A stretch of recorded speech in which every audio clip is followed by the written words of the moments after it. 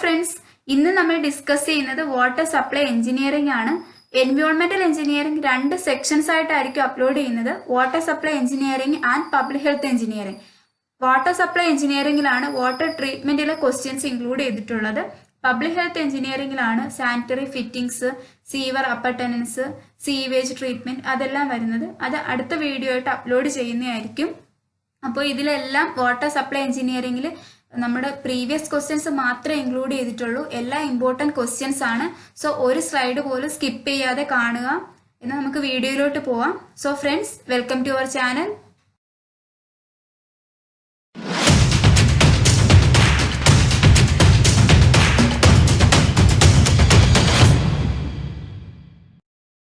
So first question ഇതാണ്. In India, minimum standard recommended value for consumption of water is dash liters per capita per day. അപ്പോൾ ഇന്ത്യയിലെ minimum consumption of water ആണ് ചോദിച്ചിരിക്കുന്നത്. അത് litres per capita per day അല്ലെങ്കിൽ LPCDയിലാണ് ചോദിച്ചിരിക്കുന്നത്. അപ്പോൾ നമ്മൾ റേറ്റ് ഓഫ് ഡിമാൻഡ് എക്സ്പ്രസ് ചെയ്യുന്നതാണ് ഈ LPCD അല്ലെങ്കിൽ LPHDയിൽ, litres per capita per day അല്ലെങ്കിൽ litres per head per day. അപ്പോൾ എന്താണ് റേറ്റ് ഓഫ് ഡിമാൻഡ് എന്ന് പറയാം? ഒരു ആൾക്ക് അയാളുടെ ഡെയിലി നീഡ്സ് സാറ്റിസ്ഫൈ ചെയ്യാൻ വേണ്ടി എത്ര ക്വാണ്ടിറ്റി ഓഫ് വാട്ടർ ആവശ്യമാണ്, അതിനാണ് നമ്മൾ റേറ്റ് ഓഫ് ഡിമാൻഡിൽ പറയുന്നത്. അപ്പോൾ IS 1172/1993 പ്രകാരമുള്ള വേരിയസ് ടൈപ്പ് ഓഫ് ഡിമാൻഡ് ആണ് ഇവിടെ കൊടുത്തിരിക്കുന്നത്.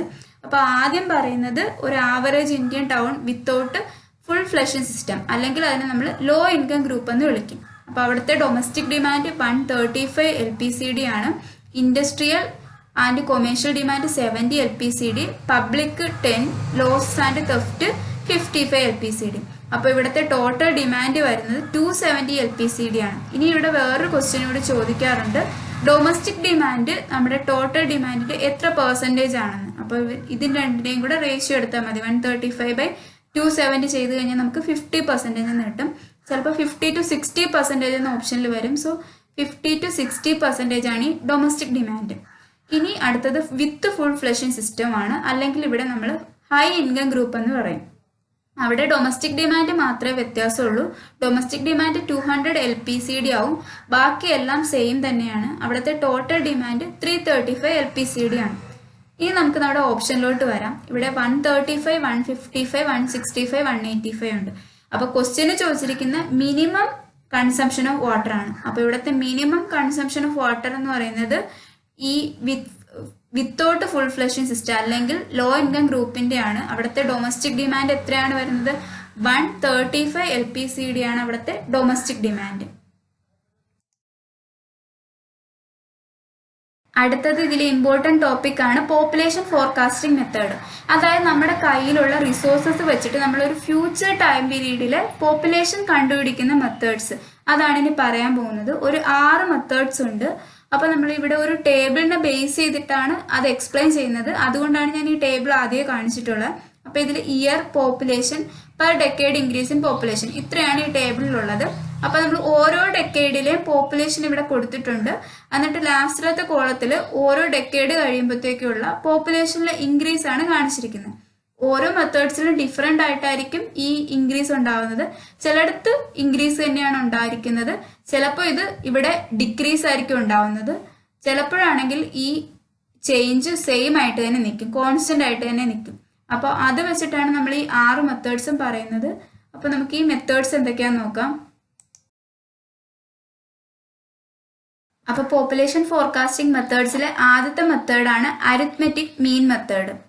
ഇത് നമ്മൾ ഇവിടെ ആ ലാസ്റ്റത്തെ കോളം ഉണ്ടല്ലോ, ചേഞ്ച് ഇൻ പോപ്പുലേഷൻ, അത് കോൺസ്റ്റന്റ് ആയിട്ട് നിൽക്കുന്ന കേസസിലാണ് അരിത്മെറ്റിക് മീൻ മെത്തേഡ് ഉപയോഗിക്കുന്നത്. അപ്പോൾ ഇവിടെ പറഞ്ഞിട്ടുണ്ട് applicable to old and large cities which already reached its saturation point. അതായത് ഓൾറെഡി ഡെവലപ്ഡ് ചെയ്തിട്ടുള്ള സിറ്റീസിനാണ് നമ്മൾ ഈ അരിത്മെറ്റിക് മീൻ മെത്തേഡ് യൂസ് ചെയ്യുന്നത്. അടുത്ത മെത്തേഡാണ് ജോമെട്രിക്കൽ ഇൻക്രീസ് മെത്തേഡ്. ഇത് നമ്മൾ യങ് ആൻഡ് റാപ്പിഡ്ലി ഡെവലപ്പിംഗ് സിറ്റീസിൽ അപ്ലൈ ചെയ്യുന്ന മെത്തേഡാണ് geometrical increase method. Third method incremental increase method. അതായത് നമ്മൾ ആ ലാസ്റ്റത്തെ കോളം പറഞ്ഞല്ലോ, rate of change increase in population. ആ ഇൻക്രീസ് ഇൻ പോപ്പുലേഷൻ ചില ഡെക്കേഡിന്റെ ഡിഫറൻസ് എടുത്തു കഴിഞ്ഞാൽ നമുക്ക് അത് ഇൻക്രീസ് ചെയ്യുമായിരിക്കും, ചിലത് വരുമ്പോഴത്തേക്ക് ഡിക്രീസ് ചെയ്യും. അതായത് ഈ ഇപ്പൊ പറഞ്ഞ ആദ്യത്തെ രണ്ട് മെത്തേഡ്സിന്റെയും കൂടെ കോമ്പിനേഷൻ ആണ് ഈ മൂന്നാമത്തെ method, incremental increase method. Fourth one decreasing rate മെത്തേഡാണ്. അപ്പോൾ നമ്മൾ അവിടെ മൂന്നാമത്തെ കോളത്തിൽ ആ ടേബിളിൽ കണ്ടത് population change in population increase ചെയ്യുമായിരുന്നു, അത് നേരെ ഡിക്രീസ് ചെയ്യുവാണെങ്കിൽ അങ്ങനെയുള്ള സിറ്റീസിന് നമ്മൾ ഉപയോഗിക്കുന്നതാണ് ഡിക്രീസിങ് റേറ്റ് മെത്തേഡ്. അടുത്ത മെത്തേഡാണ് സിമ്പിൾ ഗ്രാഫിക്കൽ മെത്തേഡ്. അതായത് നമ്മുടെ കയ്യിലുള്ള അവൈലബിൾ റിസോഴ്സസ് ഒക്കെ വെച്ചിട്ട് നമ്മൾ ഒരു ഗ്രാഫ് പ്ലോട്ട് ചെയ്യും. ബിറ്റ്വീൻ ടൈമും പോപ്പുലേഷനും തമ്മിലുള്ള ഒരു ഗ്രാഫാണ് പ്ലോട്ട് ചെയ്യുന്നത്. അപ്പൊ നമുക്കിപ്പോൾ ഒരു 2000-ലെ പോപ്പുലേഷൻ നമുക്കറിയാം. അങ്ങനെയാണെങ്കിൽ 2010, 2020 അതിലേക്ക് പോപ്പുലേഷൻ നമ്മൾ ഇന്റർപോളേറ്റ് ചെയ്തെടുക്കും. അങ്ങനെ ചെയ്യുന്നതാണ് സിമ്പിൾ ഗ്രാഫിക്കൽ മെത്തേഡ്. അപ്പൊ നമ്മളൊരു ഗ്രാഫ് വരയ്ക്കും ടൈമും പോപ്പുലേഷനും തമ്മിൽ. ആ കർവിനെ വിളിക്കുന്നത് ലോജിസ്റ്റിക് കർവ് എന്നാണ്. പക്ഷെ ഇത് നമുക്ക് അപ്രോക്സിമേറ്റ് റിസൾട്ടേ തരത്തുള്ളൂ. ലീസ്റ്റ് ആക്യുറേറ്റ് മെത്തേഡാണ് ഈ simple graphical method. Last one ആണ് കമ്പാരിറ്റീവ് ഗ്രാഫിക്കൽ മെത്തേഡ്. ഇതാണ് നമ്മുടെ പ്രിസൈസ് ആൻഡ് റിലയബിൾ മെത്തേഡാണ് comparative graphical method.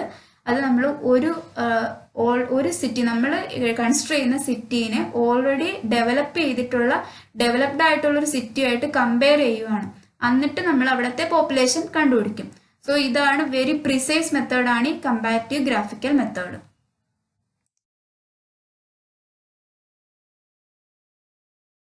The permissible turbidity of drinking water is, ഇതിന്റെ answer option B 5 to 10 ppm ആണ്. Physical characteristics of drinking water ഞാൻ explain ചെയ്യാം.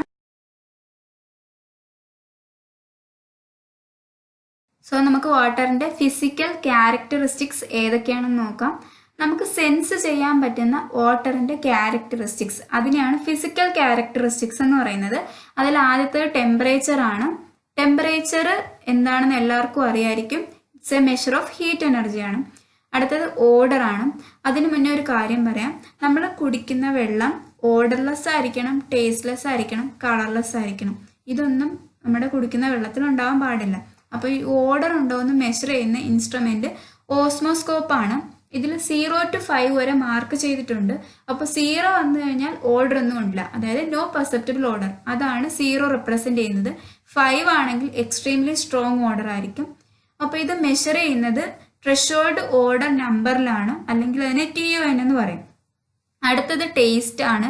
Taste express ചെയ്യുന്നത് flavour threshold നമ്പറിലാണ്. അടുത്ത കളറാണ്. കളർ രണ്ട് ടൈപ്പ് കളറുണ്ട്, true colour and apparent colour. True colour dissolved particles കാരണം ഉണ്ടാകുന്ന കളറാണ്.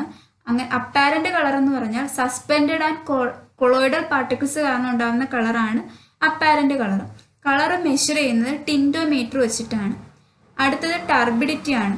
ടർബിഡിറ്റി എന്ന് പറയുന്നത് resistance to passage of light. അതായത് നമ്മൾ വാട്ടറിൽ കൂടെ ലൈറ്റ് പാസ് ചെയ്ത് കഴിഞ്ഞാൽ ആ ലൈറ്റ് അപ്പുറത്ത് എത്തത്തില്ല. അതിനെയാണ് നമ്മൾ ടർബിഡിറ്റി എന്ന് പറയുന്നത്. ടർബിഡിറ്റിക്ക് കാരണമാകുന്നത് കൊളോയിഡൽ പാർട്ടിക്കിൾസും സസ്പെൻഡഡ് പാർട്ടിക്കിൾസും ആണ്. ഇത് മെഷർ ചെയ്യുന്നത് ടർബിഡിറ്റി മീറ്റർ വെച്ചിട്ടാണ്. അപ്പം നമുക്ക് ഡ്രിങ്കിങ് വാട്ടർ സ്റ്റാൻഡേർഡ്സ് ആണ് നോക്കാനുള്ളത്. നമ്മുടെ കുടിക്കുന്ന വെള്ളത്തിൻ്റെ ടെമ്പറേച്ചർ 10 to 20 ഡിഗ്രി സെൽഷ്യസ് ആയിരിക്കണം. Order 0 to 3 TON, colour 5 to 20 mg/L, turbidity 5 to 10 mg/L. അപ്പോൾ ഇവിടെ നമുക്കൊരു സംശയം വരും, ppm മില്ലിഗ്രാമും മില്ലിഗ്രാം/ലിറ്ററും സെയിം ആണോ എന്ന്. സെയിം തന്നെയാണ്. 1 mg/L ആണ് 1 ppm എന്ന് പറയുന്നത്. ഇനി ഇവിടെ ടർബിഡിറ്റിയിൽ ഒരു കാര്യം കൂടെ പറയാനുണ്ട്. വാട്ടറിന്റെ ടർബിഡിറ്റി 50 ppm അല്ലെങ്കിൽ 50 mg/L കൂടുതലാകുമ്പോഴത്തേക്കാണ് നമ്മൾ കൊയാഗുലൻസ് ആഡ് ചെയ്യുന്നത്.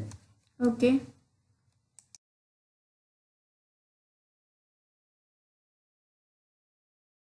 അടുത്ത ക്വസ്റ്റ്യൻ നോക്കാം.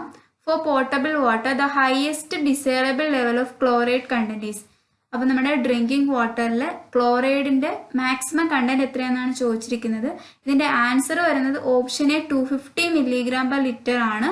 അപ്പോൾ നമ്മൾ നേരത്തെ ഫിസിക്കൽ ക്യാരക്ടറിസ്റ്റിക്സ് കണ്ടായിരുന്നു. ഇനി നമുക്ക് വാട്ടറിന്റെ കെമിക്കൽ ക്യാരക്ടറിസ്റ്റിക്സ് ആണ് നോക്കാനുള്ളത്. അപ്പോൾ നമുക്കത് നോക്കാം. ഡ്രിങ്കിങ് വാട്ടറിന്റെ കെമിക്കൽ ക്യാരക്ടറിസ്റ്റിക്സ് ആണ് നമുക്ക് നോക്കാനുള്ളത്. അതിൽ ആദ്യത്തേത് pH ആണ്. pH is the potential of hydrogen iron concentration in water. അപ്പൊ നമ്മുടെ ഡ്രിങ്കിങ് വാട്ടറിന്റെ pH 6.5നും 8.5നും ഇടയിലായിരിക്കണം. അപ്പൊ pHന്റെ വാല്യൂ 0 to 14 വരെ വേരി ചെയ്യാം. അപ്പൊ ഈ pH <7 ആണെങ്കിൽ അതിനെ നമ്മൾ അസിഡിക് എന്നാണ് പറയുന്നത്. ഈ <7 ആകുമ്പോൾ അത് ബേസ് അല്ലെങ്കിൽ ആൽക്കലി ആവും. ഈക്വൽ ടു 7 ആണെങ്കിൽ അത് ന്യൂട്രൽ ആയിരിക്കും. അപ്പോൾ ഇനി അടുത്തത് അസിഡിറ്റി ആണ്. അസിഡിറ്റി ഡ്രിങ്കിങ് വാട്ടർ സ്റ്റാൻഡേർഡ് പറയുന്നത് <50 mg/L ഓഫ് COCO3 ആണ്. അപ്പോൾ ഈ നമ്മുടെ വാട്ടർ ആസിഡിറ്റി ഉണ്ടെങ്കിൽ പൈപ്പിലൊക്കെ കൊറോഷന് കാരണമാവും, പിന്നെ ട്യൂബർക്കുലോസിനും കാരണമാവുന്നുണ്ട്. ആൽക്കലിനിറ്റിയുടെ ഡ്രിങ്കിങ് വാട്ടർ സ്റ്റാൻഡേർഡ് <200 mg/L ആണ്. ഈ ആൽക്കലിനിറ്റി കാരണം നമ്മൾ കുടിക്കുന്ന വെള്ളത്തിന്റെ ഒരു ബിറ്റർ ടേസ്റ്റ് തോന്നാം, പിന്നെ ഇൻക്രസ്റ്റേഷൻ ഒക്കെ ഉണ്ടാവും. അപ്പൊ അതാണ് ആൽക്കലിനിറ്റി ഉണ്ടെങ്കിലുള്ള പ്രശ്നങ്ങൾ. ഇനി അടുത്തത് ഹാർഡ്നെസ് ആണ്.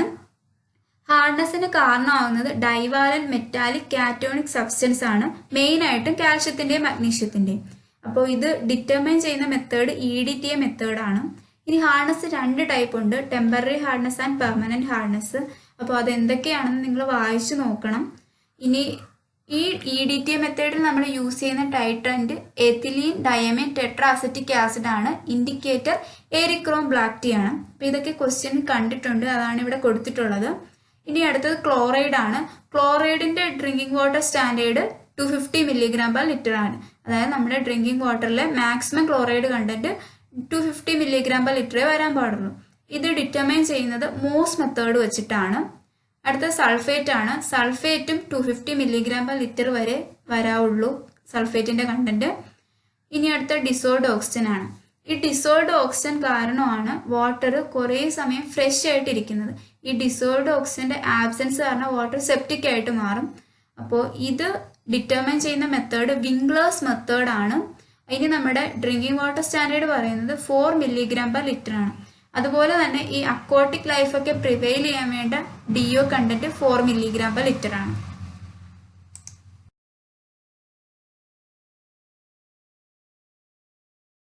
അടുത്ത ക്വസ്റ്റ്യൻ നോക്കാം. A water is said to be acidic when its pH value.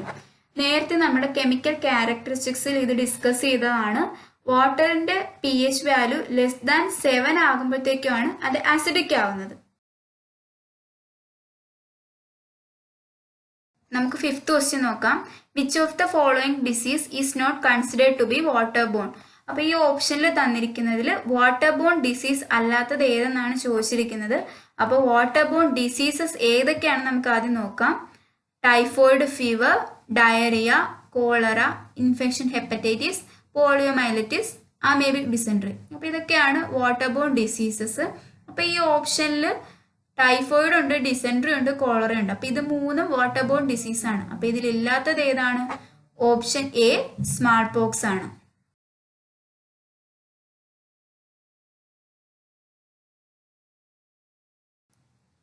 അടുത്ത ക്വസ്റ്റ്യൻ നോക്കാം. Colloidal impurities found in water can be removed by dash. അപ്പൊ നമ്മുടെ വാട്ടറിലുള്ള കൊളോയിഡൽ ഇംപ്യൂരിറ്റീസിനെ റിമൂവ് ചെയ്യുന്ന മെത്തേഡ് ഏതെന്നാണ് ചോദിക്കുന്നത്. അപ്പോൾ ആദ്യം നമുക്ക് വാട്ടർ പ്യൂരിഫിക്കേഷൻ മെത്തേഡ്സ് ഏതൊക്കെയാണെന്ന് നോക്കാം. ഒരു വാട്ടർ ട്രീറ്റ്മെന്റ് പ്ലാന്റിൽ ആദ്യം നമ്മൾ കൊടുക്കുന്ന സ്ക്രീൻസ് ആണ്.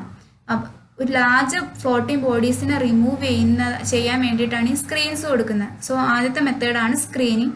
ഇത് കഴിഞ്ഞാൽ വാട്ടർ നേരെ പോകുന്നത് സെഡിമെന്റേഷൻ ടാങ്കിലോട്ടാണ്. അപ്പോൾ സസ്പെൻഡഡ് കോസ പാർട്ടിക്കിളിനെ റിമൂവ് ചെയ്യുന്നത് ഈ സെഡിമെന്റേഷൻ ടാങ്കിലാണ്. സോ അടുത്ത മെത്തേഡ് പ്ലെയിൻ സെഡിമെന്റേഷൻ ആണ്. അത് കഴിഞ്ഞാൽ നേരെ കൊയാഗുലേഷൻ ആണ് നടക്കുന്നത്. ഇവിടെ നമ്മൾ വെരി ഫൈൻ കൊളോയിഡൽ പാർട്ടിക്കിൾസിനെയും പിന്നെ ചെറിയ സസ്പെൻഡഡ് പാർട്ടിക്കിൾസ് എന്തെങ്കിലും ഉണ്ടെങ്കിൽ അതിനെ റിമൂവ് ചെയ്യുന്നതാണ് ഈ കൊയാഗുലേഷൻ വഴി. ഇവിടെ നമ്മൾ കൊയാഗുലൻസ് ആഡ് ചെയ്യും. ഈ കൊയാഗുലേഷൻ കൊളോയിഡൽ പാർട്ടിക്കിൾസിന് വേണ്ടിയിട്ടാണ് ചെയ്യുന്നത്. അപ്പോൾ ഇത് ചെറിയ ചെറിയ പാർട്ടിക്കിൾ ആയതുകൊണ്ട് ഈ കൊയാഗുലൻസ് ആഡ് ചെയ്യുമ്പോഴത്തേക്കും ഇതെല്ലാം കൂടെ ഒരുമിച്ച് ചേർന്ന് ഒരു ലാർജർ ബോഡി ആയിട്ട് മാറും. അതിനെ നമ്മൾ ഫ്ലോക്ക് എന്നാണ് വിളിക്കുന്നത്. ഇനി ഈ വാട്ടറിൽ എന്തെങ്കിലും ഓഡർ, ടേസ്റ്റ്, ബാക്ടീരിയാസ് അതൊക്കെ ഉണ്ടെങ്കിൽ നമ്മൾ അടുത്തത് ഇനി ഫിൽട്ടർ മീഡിയയിലോട്ട് കടത്തിവിടും. സോ അടുത്ത മെത്തേഡാണ് ഫിൽട്രേഷൻ. ഫിൽട്ടർ മീഡിയ ആയിട്ട് കോമൺ ആയിട്ട് യൂസ് ചെയ്യുന്നത് സാൻഡ് തന്നെയാണ്. അപ്പോൾ വെരി വെരി ഫൈൻ പാർട്ടിക്കിൾസിനെ റിമൂവ് ചെയ്യുന്നതാണ് ഈ ഫിൽട്രേഷൻ വഴി. ബാക്ടീരിയനെ റിമൂവ് ചെയ്യും. അടുത്തത് ഡിസിൻഫെക്ഷൻ ആണ്. ഇനി പാത്തോജനിക് ബാക്ടീരിയാസ് ഉണ്ടെങ്കിൽ അതിനെ നശിപ്പിക്കുന്ന പ്രോസസ്സാണ് ഡിസിൻഫെക്ഷൻ എന്ന് പറയുന്നത്. ഇതിൻ്റെ കൂടെ ഇനി മിസലേനിയസ് ട്രീറ്റ്മെൻ്റ് ഒക്കെ വരുന്നുണ്ട്, എയറേഷൻ, ബോയിലിംഗ് ഒക്കെ പറഞ്ഞിട്ട്, അതായത് ഹാർഡ്നെസ്, ടേസ്റ്റ് ആൻഡ് ഓർഡർ അതിനെയൊക്കെ റിമൂവ് ചെയ്യുന്നതാണ് ഈ മിസലേനിയസ് ട്രീറ്റ്മെൻറ്റിൽ വരുന്നത്. സോ നമുക്ക് ചോദിച്ചിരിക്കുന്നത് കൊളോയിഡൽ ഇമ്പ്യൂരിറ്റീസിനെ റിമൂവ് ചെയ്യുന്ന മെത്തേഡാണ് ചോദിച്ചത്. അപ്പോൾ കൊളോയിഡൽ ഇമ്പ്യൂരിറ്റീസിനെ റിമൂവ് ചെയ്യുന്നത് കൊയാഗുലേഷൻ വഴിയാണ്.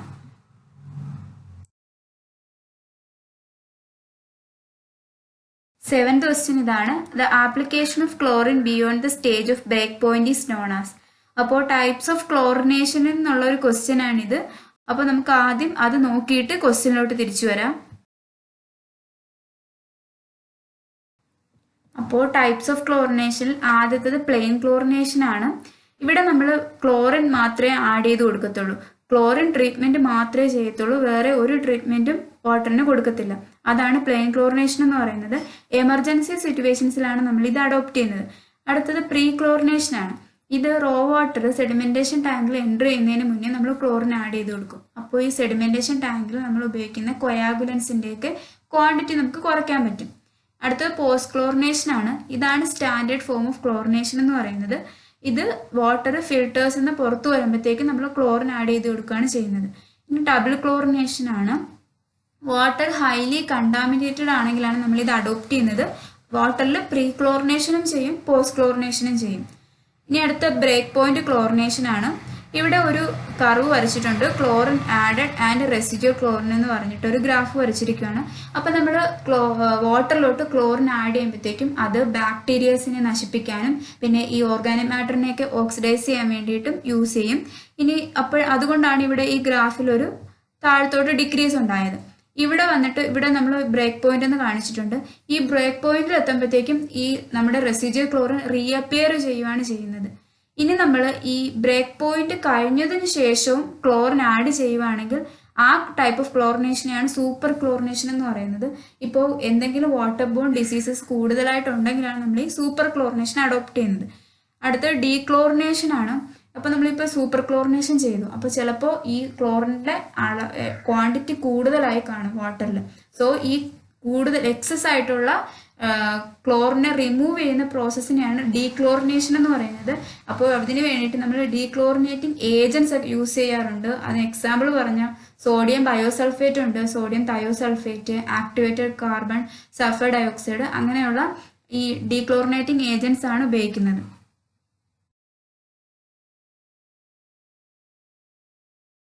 സോ ഇനി ഈ ക്വസ്റ്റ്യൻ്റെ ആൻസർ നിങ്ങൾക്ക് പറയാവുന്നതേ ഉള്ളൂ. അപ്പോൾ എന്താണ് ബ്രേക്ക് പോയിന്റ് കഴിഞ്ഞിട്ട് നമ്മൾ ക്ലോറിൻ ആഡ് ചെയ്യുവാണെങ്കിൽ ആ പ്രോസസ്സിനെയാണ് സൂപ്പർ ക്ലോറിനേഷൻ എന്ന് പറയുന്നത്. Next question is the percentage of chlorine in fresh bleaching powder is about. അപ്പോൾ നമ്മുടെ ബ്ലീച്ചിങ് പൗഡറിൽ എത്ര പെർസെൻറ്റേജ് ക്ലോറിൻ ഉണ്ടെന്നാണ് ചോദിച്ചിരിക്കുന്നത്. നമുക്ക് ഏത് ഫോമിൽ വേണമെങ്കിലും ക്ലോറിൻ റോ വാട്ടറിലോട്ട് ആഡ് ചെയ്യാം. അതിലൊരു ഫോമാണ് ബ്ലീച്ചിങ് പൗഡർ. വേറെയും ഉണ്ട്, ക്ലോറമൈൻസ് ആയിട്ട് കൊടുക്കാം, ക്ലോറിൻ ഗ്യാസ്, ക്ലോറിൻ ഡയോക്സൈഡ്, അങ്ങനെ ഡിഫറെൻറ്റ് ഫോംസ് ഉണ്ട്. ഞാനിവിടെ പറയാൻ പോകുന്നത് ബ്ലീച്ചിങ് പൗഡറിനെ കുറിച്ചാണ്. ബ്ലീച്ചിങ് പൗഡറിൽ 30 to 35% ക്ലോറിനാണുള്ളത്. അപ്പോൾ ഇത്രയും പെർസെൻറ്റേജ് കുറവായതുകൊണ്ട് നമുക്ക് പബ്ലിക് വാട്ടർ സപ്ലൈസിന് ബ്ലീച്ചിങ് പൗഡർ കൊടുക്കാൻ പറ്റത്തില്ല. പിന്നെ നമ്മൾ ബ്ലീച്ചിങ് പൗഡർ ഉപയോഗിച്ച് വാട്ടർ ട്രീറ്റ് ചെയ്യുന്നതിനെ പറയുന്നത് ഹൈപ്പോ ക്ലോറിനേഷൻ ആണ്. സോ ഈ ക്വസ്റ്റ്യൻ്റെ ആൻസർ വരുന്നത് option B 30 to 35.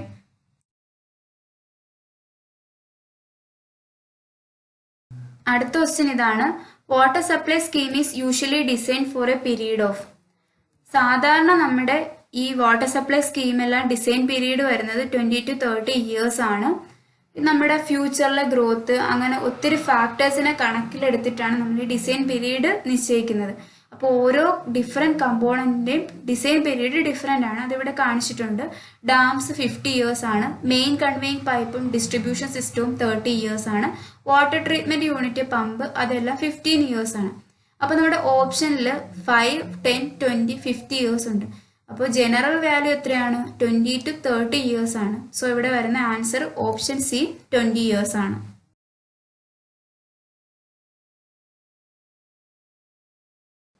Last question ഇതാണ്. Iodine is use to disinfect swimming pool, municipal water supply, raw water without any treatment, none of the above.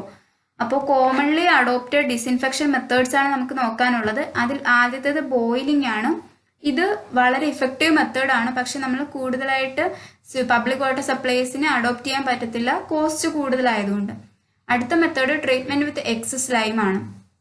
ഇതും ഒരു ഇഫക്റ്റീവ് മെത്തേഡാണ്. പക്ഷെ ഇവിടെ ലൈം എക്സസ് ആയിട്ട് നിൽക്കുന്നതുകൊണ്ട് അതിനെ റിമൂവ് ചെയ്യാൻ നമുക്ക് റീകാർബണേഷൻ യൂണിറ്റ് ആവശ്യമായിട്ട് വരും. അടുത്തത് ട്രീറ്റ്മെന്റ് വിത്ത് ഓസോൺ ആണ്. ക്ലോറിനേക്കാളും ഇഫക്റ്റീവ് മെത്തേഡാണ് ഈ ഓസോൺ, ട്രീറ്റ്മെന്റ് വിത്ത് ഓസോൺ. പക്ഷേ ക്ലോറിനേക്കാളും കോസ്റ്റും കൂടുതലാണ്. സോ ഇത് നമ്മൾ സ്വിമ്മിംഗ് പൂളിലൊക്കെയാണ് യൂസ് ചെയ്യുന്നത്. അടുത്തത് അയഡിൻ ആൻഡ് ബ്രോമിൻ പിൽസ് ആണ്. ഇത് ടാബ്ലറ്റ്സ് ആയിട്ടാണ് നമുക്ക് കിട്ടുന്നത്. ഇതും പബ്ലിക് വാട്ടർ സപ്ലൈസിന് യൂസ് ചെയ്യാൻ പറ്റത്തില്ല. പ്രൈവറ്റ് പ്ലാന്റ്സ്, സ്വിമ്മിംഗ് പൂൾസ്, അവിടേക്ക് തന്നെയാണ് അയഡിൻ ആൻഡ് ബ്രോമിൻ പിൻസും കൊടുക്കുന്നത്. ഇനി ട്രീറ്റ്മെന്റ് വിത്ത് UV റേസ് ആണ്. ഇത് ഇഫക്റ്റീവ് മെത്തേഡാണ്, പക്ഷേ കോസ്റ്റ്ലി മെത്തേഡും ആണ്. സോ ഇത് പ്രൈവറ്റ് ബിൽഡിങ്സിലും സ്വിമ്മിംഗ് പൂൾസിലും പിന്നെ ഡിസ്പെൻസറിയിലൊക്കെ സർജിക്കൽ യൂസിനൊക്കെയാണ് നമ്മൾ UV ട്രീറ്റ്മെന്റ് അഡോപ്റ്റ് ചെയ്യുന്നത്. അടുത്ത റൂറൽ വെൽസിൽ മെയിൻലി അഡോപ്റ്റ് ചെയ്തിരിക്കുന്ന മെത്തേഡാണ് ട്രീറ്റ്മെന്റ് വിത്ത് പൊട്ടാസ്യം പെർമാംഗനേറ്റ്. അപ്പോൾ കോളറയ്ക്ക് കാരണമാകുന്ന 100% മൈക്രോ ഓർഗാനിസത്തിനെ നമുക്ക് പൊട്ടാസ്യം പെർമാംഗനേറ്റ് വെച്ചിട്ട് ഡിസ്ട്രോയ് ചെയ്യാൻ പറ്റും. അടുത്ത method treatment with silver or treatment with metals ആണ്. മെറ്റൽ അയോൺസ്, അതിനെയാണ് നമ്മൾ ഇലക്ട്രോ കറ്റാഡിൻ പ്രോസസ്സ് എന്ന് പറയുന്നത്. ട്രീറ്റ്മെന്റ് വിത്ത് മെറ്റൽസ് അല്ലെങ്കിൽ സിൽവറിനെ പറയുന്നതാണ് ഇലക്ട്രോ കറ്റാഡിൻ പ്രോസസ്സ്. ഇത് വളരെ എക്സ്പെൻസീവ് മെത്തേഡ് ആയതുകൊണ്ട് കൂടുതലായിട്ട് യൂസ് ചെയ്യത്തില്ല. ലാസ്റ്റ് വൺ ക്ലോറിനേഷൻ ആണ്. ഇതാണ് universally adopted method for public water supplies. Residual ഇഫക്റ്റും ഉണ്ടാവും, റീകണ്ടാമിനേഷനെ പ്രിവെന്റ് ചെയ്യുകയും ചെയ്യും. സോ ഇതാണ് നമ്മൾ കോമൺ ആയിട്ട് യൂസ് ചെയ്യുന്ന മെത്തേഡാണ് ക്ലോറിനേഷൻ. അപ്പോൾ ക്വസ്റ്റ്യനിൽ ചോദിച്ചിരിക്കുന്നത് iodine is use to disinfect ആണ്. അപ്പോൾ അയഡിൻ നമ്മൾ എവിടെയൊക്കെയാണ് യൂസ് ചെയ്യുന്നത്? Army troops, private plants, swimming pools. അപ്പോൾ ഇവിടുത്തെ ആൻസർ വരുന്നത് ഓപ്ഷൻ എ, സ്വിമ്മിംഗ് പൂൾ.